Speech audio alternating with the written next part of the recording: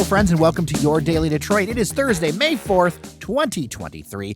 I'm Jer Stays, and joining me virtually is Robin Runyan, which you know what we're going to be talking about. Robin, it is so good to have you back on the show. Thanks for having me again, Jer. Oh, of course. Now, here's something I want to bring up with you, because I was talking with Devin. I was having lunch in downtown Detroit, walking across back to kind of that Campus Martius area. And I was reminded, because I hadn't actually walked this block in a minute. It's over by where, say, Pizza Cat Max is, kind of between the kind of newly renovated Athenaeum through the old Wayne County building over to the Rensen. Walk through there, and oh my gosh, I had forgotten how much of a dead zone that was. Like empty parking lots, buildings.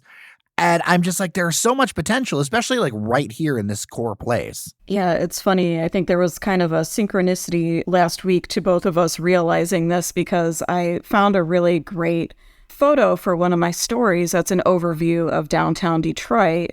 You can see like the Exchange in the foreground, and you can see the Hudson site really filling in downtown. But yeah, if you look right in front of the Rensen, between Greektown and the Rensen, it's just this dead zone of surface parking lots. And so many times when people talk about the sea of parking lots in Detroit, it's about, all of them behind the Fox Theater, the Illich-owned ones. But there's a lot of others that we really should be thinking about more. And I'd like to see more density in that area. It used to be called Bricktown. It used to have all these cool, brick buildings that most of them are no longer there. It would just be nice to see some buildings over there. Yeah, for sure. I mean, there are long-standing townhouse row houses kind of in that Bricktown area that remind you of what downtown Detroit used to look like. It's that kind of semi-dense housing, a couple of stories high. I think in one case, 3 stories high. I think there's a gallery or former gallery. I can't remember. Okay. But over by the Blue Cross Blue Shield kind of square building, which, Blue Cross, that design is completely mutilated. Go do a hard Google sometime about that building over in Bricktown that Blue Cross Blue Shield has. It's all glass. It didn't always used to be that way. It used to be a lot prettier. Anyway, that whole area in there is such a prime area for some sort of dense development, for being walkable. But instead, I remember when the Wayne County building was open and serving the public, and that has been vacant for a very long time. At least it seems like it's being kept up to some repair, but it's still sitting there with no real future purpose. You've got that large square parking lot across from Pizza Cat Max over there. You bump up against the Athenaeum. It's like there's so many things that are possible here. There's the Waterboard building nearby. Again, this is one of those things where you walk down the street and I'm like, when people tell me downtown Detroit is done, downtown Detroit is so not done. No, and it's funny because, there's been a lot of conversation about the Rensen and how it's, just away from the rest of downtown. You start filling in those blocks, it builds connections there. And I'm not even bringing up the parking lot that makes me the most angry, which is along the riverfront, that always empty parking lot along the river walk. Yeah. That is such a wasted space. And really, I won't get into it now, but really irritates me. Well, I mean, that's one thing about the riverfront. I know it gets a lot of plaudits, but honestly, I'd like to see some more activity along there. Some things where a little bit of light commerce, a little bit of more stuff that people can live at and go to. I know there's been progress, but if you go down on the riverfront there and you see that giant parking lot, I think General Motors controls it. I think so too. Yeah. And I mean, I know some of it's going to be used for the Grand Prix race, so who knows if anything will ever happen to it now. But yeah, I understand and feel your frustration on that lot. But really, what could be done about those lots that we were talking about in Bricktown? The bonus is that you've got some cool old buildings. The difficulty is you've got some cool old buildings that kind of chop up those blocks that make things kind of difficult. Yeah, and is it worth it for the owners who are making money off of parking lots to sell that land? And, these owners have not had much reason to do that. I mean, I remember this area looking this way when I was a kid. It's been sitting that long. Yeah. Are there any ideas around programs or things that people would like to see? I know that you over at Urbanize and such reach, different people. And I know that there's kind of an interesting discussion on it. To me, it's all about residential, but maybe I'm just kind of crazy. Not really any specifics. We do have a good kind of urbanism commenting community who really does not favor the whole surface parking lot structures. And also somebody brought up the vast amounts of, parking structures that there are taking up the city, which is at least better than a lot. But I hope that some more attention is paid to that space soon. Yeah, for sure. I mean, I think in the future, if possible, parking structures, especially in these kind of areas, they should think about making sure that there is good retail downstairs, because there's a number of buildings throughout downtown Detroit that basically have no real retail space. It's just kind of walls. There isn't much way to go in and out. And then you have your garage in the middle, and then doing some sort of residential up top could be very cool too, where you're using multiple spaces. When I was in New York recently, I kind of loved how one of the stores I visited that had 2 or 3 extra stories of retail on top of what was a 2-story building. And I just think it's something that can add a little bit more something to it. Yeah, I mean, we've seen that happen over in Capitol Park too, building more residential on top of parking. I feel like we could, start to be a little bit more creative here in how we structure our buildings and think about mixed use. Oh, 100%. Now, there are a lot of developments to talk about. And I mean, I'm not even sure, frankly, where to start. So let's start with one that I know that you're kind of passionate about.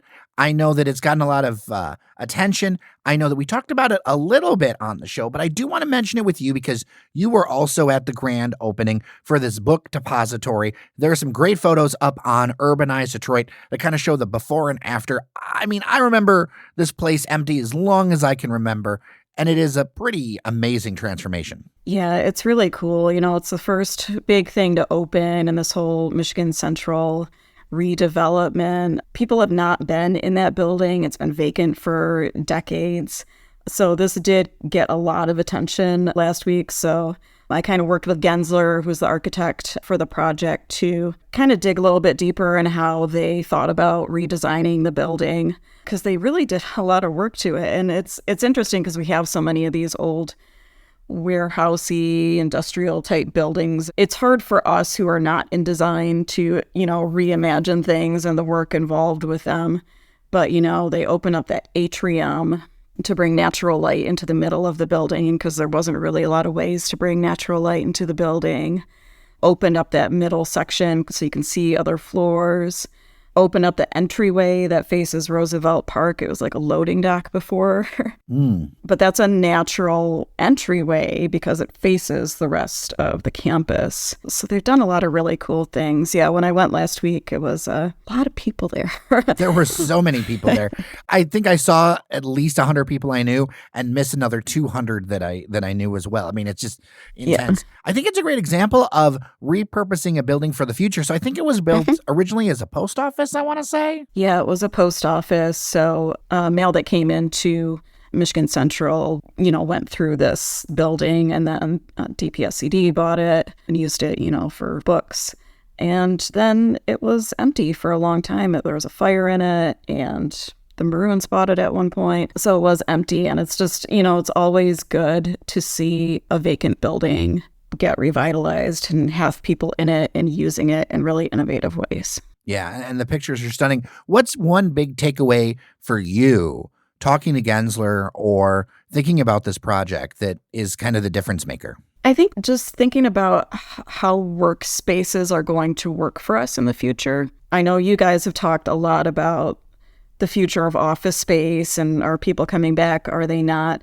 Because a lot of that really went into the design of the building. They have a lot of different kinds of spaces, but it's a way that people can be really intentional about working together on really innovative projects. So I'm just glad it's open. For sure. And I know from listeners, I've gotten a lot of Instagram DMs about how excited they are, whether they've been spending time there. Some people actually working there. So if you're listening to the show while working there, hello. And we'll get to see a little bit more later this month because the Detroit Riverfront Conservancy posted that the Southwest Greenway will open later this month.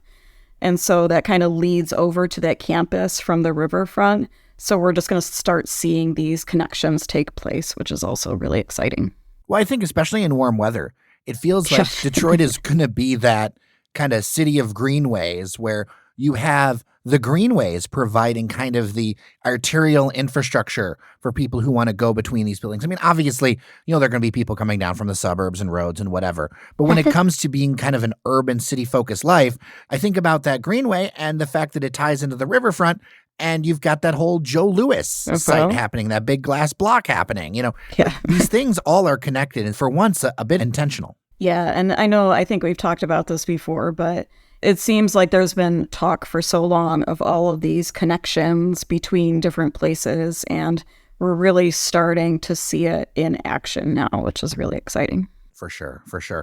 Now, you have an update on the City Club Midtown, which, frankly, because of the talk of a possible city-style target, people are very interested in more than it would be, I think, than if it was just going to be another apartment building. What's the happenings there at Mack and Woodward? So the Michigan Department of Environment, Great Lakes, and Energy gave them some brownfield funding to clean up the site. So it's not a huge announcement, but I think the news here is that there is news because we haven't heard about it in a while. That site's been pretty quiet. And I've been actually, especially with the closure of the Starbucks, I honestly have put this into the should I be worried column. Yeah, it's funny. Cranes reported in October that the site would break ground in December. Obviously, that didn't happen. I feel very strongly that we will hear a lot more about this site very soon. Everybody talks about the target here, which is great, but it's a 16-story building that's going up in Midtown, and it's pretty significant too. And it's going to bring a lot of apartments to the neighborhood. So it's over 300 apartments, a 16-story building and a 6-story building. So it's a significant development. 16 stories. How does that compare to, say, the Hammer and Nail building? Younger listeners might not know, but there's the Hammer and Nail bar that has like a giant neon hammer and nail in it. It was always known as the Hammer and Nail building because it was home to the couple of unions, I think the carpenters and millwrights, and that's a pretty tall building. How will it compare to that, do you think? Yeah, that's the only one I could think of that was a real comparison to this one. I was trying to think of other tall buildings in the area, but I don't really think you have that, so it's definitely going to stand out. For sure. And I think that corner, although there's been some ups and downs, I think that corner is going to have some changes in the next few years. Like there's that Queen Lillian development that opened right near that. That's basically just a giant block of like 5/1 apartments. And just getting more and more of those kinds of apartments right there. And then you have all the things happening in Brush Park and things like that. Yeah, and I think the one that was kind of in the back of my mind when I was looking at this and thinking about this again was the Mid, because like every few months somebody asks me, what's going on with the Mid? And we really haven't heard about that in a long time. That would be right next to the Hammer and Nail building. That would be more tall buildings in the neighborhood. But as far as I'm concerned, I don't have much hope for it anymore. I may be wrong. I don't know. Yeah, I haven't heard anything either. And it's just been the same kind of, construction shroud for a pretty long time. Yeah. Now, work is going to begin at something called Piquette Flats. Now, that's in Milwaukee Junction, which is kind of that neighborhood kind of wedged between New Center and North End, kind of to the east of Woodward. This is being done by the platform. A lot of like press materials ended up in the inbox. You ended up writing about it on Urbanize. This one's an interesting collaboration. There's different funding sources, of course. But one thing I noticed was interesting, too, was Michigan State University investing in the project, which I think ties into the huge amount of medical stuff that they're going to be doing over at Henry Ford. That's one of the things that caught my eye. It's like this Milwaukee Junction neighborhood. It's getting those pieces where eventually it's going to start hitting a tipping point. Like you drive through there now, there's projects, but it feels like there's a lot of intention happening up there. Oh, for sure. We've talked about this neighborhood before, old industrial neighborhood, and really reusing these buildings for residential and retail and bars and restaurants, really making it very active again. And so this will bring 161 apartments, smaller apartments, a lot of mainly studios and 1-bedrooms. They're calling it workforce housing. So not low income, but workforce housing. I think it's a better term sometimes than, say, affordable, because I think a lot of people look at affordable and they're like, oh, well, you get into that whole median income discussion and all that other stuff. When you're saying workforce housing, you know what you mean. Yeah, and it seems like this is hitting more towards that middle income, like not low income, not the luxury apartments, but that kind of middle range that is hard to find here. to be Mhm. quite honest. So yeah, it's going to bring a lot of people to the neighborhood. It's a cool project. The platform has done a lot of work in New Center, in the North End as well. Yeah, I mean, their footprint's been pretty strong. That Chroma building is going along. I see a lot of events happening over there too when I walk or drive by. Yeah, so that building they finished almost a couple of years ago, and big event space in there and offices and co-working space. So really activating a building that had been empty for a long time. For sure, for sure. It's a big week for old Albert Kahn buildings. Should we unofficially call this Albert Kahn Week? Sure, let's do it.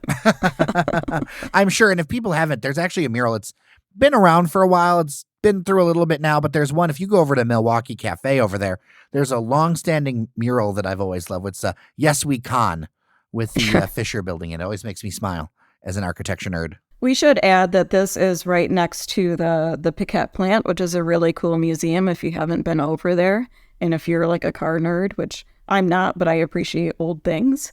And this building itself was a Studebaker service building before. So it has that automotive history. Yeah, yeah.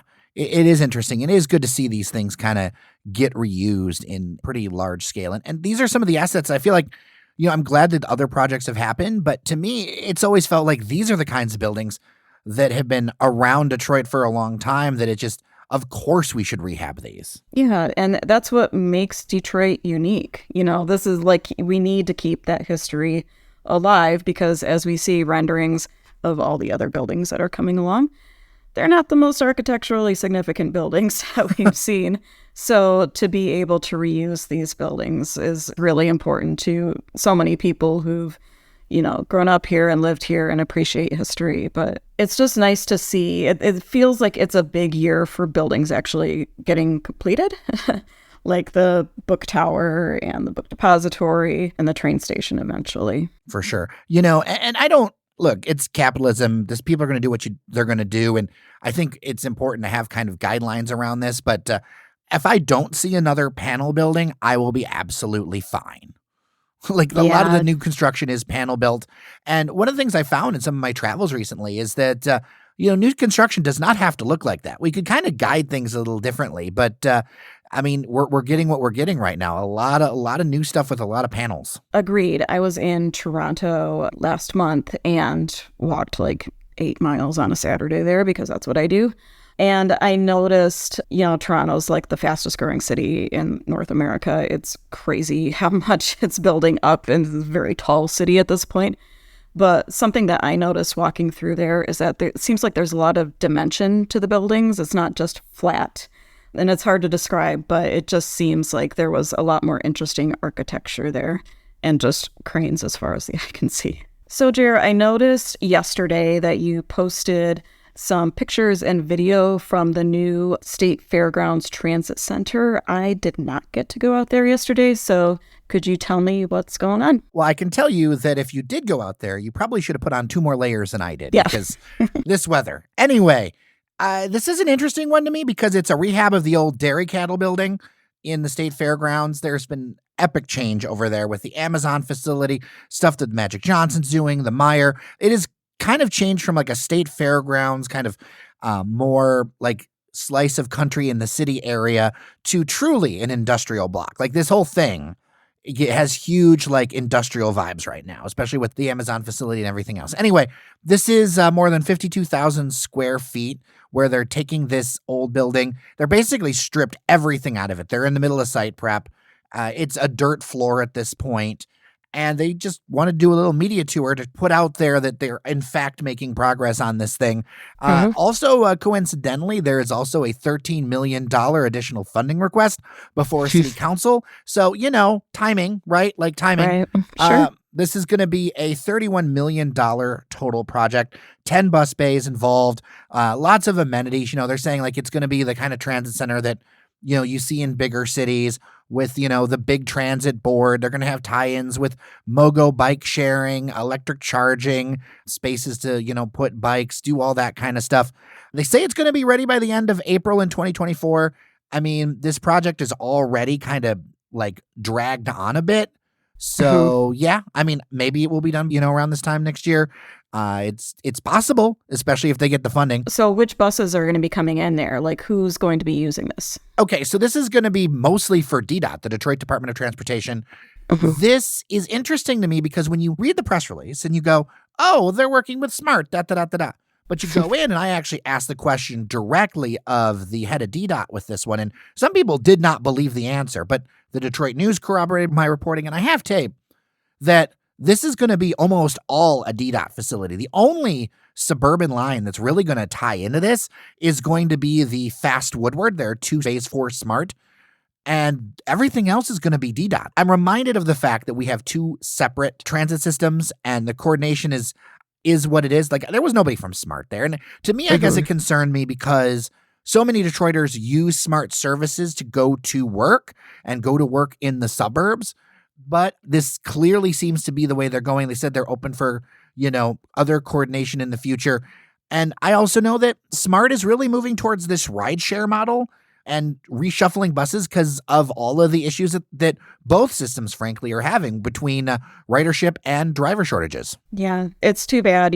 Regional transit just kind of still seems like a dream in a lot of ways. Yeah, we passed that millage, but that kept things the same. Right. If I would have been at the event, I would have asked if they were going to repave 8 Mile because, I go to that Meijer a lot and trucks have completely torn up that road. Yeah, it would be a good thing to see, right? I mean, if we can, I don't know if we can use the excuse of the NFL draft coming to town that far out, but let's do it. Come on. Right. Every excuse to get because it's pretty tore up from the floor up out there, you know? It is. I mean, I wish the most success with this. I love to see a historic rehab. This is really one though, that's down to the bones. What's being saved are the outer bricks and the metal frame. That's what the rehab of this thing is. There's a Coliseum, kind of a bit of the Coliseum that they're keeping for this park area, which I think is pretty interesting. But I mean, the overall bigger question, and this isn't really building development, but maybe it isn't. Maybe I'd love to get your thoughts on it because you're not, it's not like you're in the bus transit world as much as I am. You look at the data and ridership is off a cliff here in Detroit. The DDOT data showed that there were about 850,000 monthly rides in March of this year. Before the pandemic, March 2019, there were 1.7 million. And so when the head of DDOT, Michael Oglesby, says we're going to double ridership, that means getting it back to where it was. And I don't know if that's going to happen. And I'm curious about what all of this is, that future of work conversation, what all of this is going to look like. Well, DDOT's also working on improving their systems. I mean, I think the biggest part of that is reliability. People need to know that if they decide to take the bus, that A, it's going to get there when they think it's going to get there, and that they're going to get to their destination when they think they're going to get there, especially if they're going to work. Yeah. So that's what I think. Yeah, that has been a real challenge with both. You don't have enough drivers, a pay issue, things like that. So I want to be really positive about transit. I want to be excited about it. I've been excited about it for a long time. But I look at the differences between Detroit versus, say, when I was in New York or there's some other cities where transit's actually starting to truly rebound. I'm wondering what kind of the future will be. Yeah, and also in DDOT's new plan, I noticed that they had bus rapid transit as part of it with dedicated transit lanes, which I think is a big step forward. I used to live in Oregon for a number of years. I used to take bus rapid transit to work, and it's a great system. And if we can get it here, I think it'll be really, really nice.